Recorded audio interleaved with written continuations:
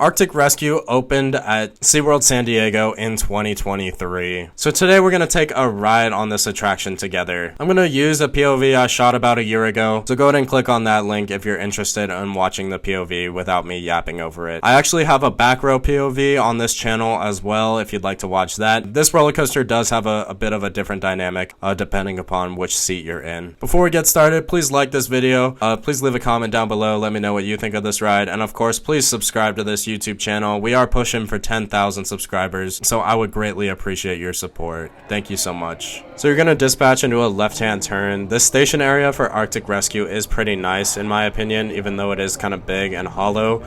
You have those handlebars to reach out and hold if you want. This launch has very slow acceleration. You can actually hear me laugh in the POV, which is kind of funny.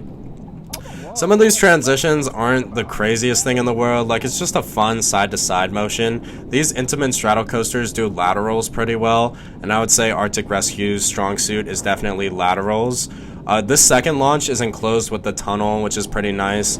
Overall theming within the infield of Arctic Rescue is really nice. This is actually one of the highest points on the ride, which is pretty fun. Then you're going to dive down near the Wild Arctic helicopter, which is pretty fun. There's no airtime or anything. But that wall right there is ugly, so I wish the theming extended beyond the infield. This is the third launch, and this hill right here is low-key an airtime moment. Like, in the front, you get some lightweightlessness, which is why I said whoa. And those two hills right here are the most extreme banking on the attraction. And then you're going to hit a couple bounces into the final brake run. And that is Arctic Rescue, which is a pretty fun family roller coaster, but nothing too exceptional, you know? So thank you so much for watching this video. Please like this video, please leave a comment down below, let me know what you think of this attraction, and of course please subscribe to this YouTube channel. Thank you so much everybody, and I will catch you later.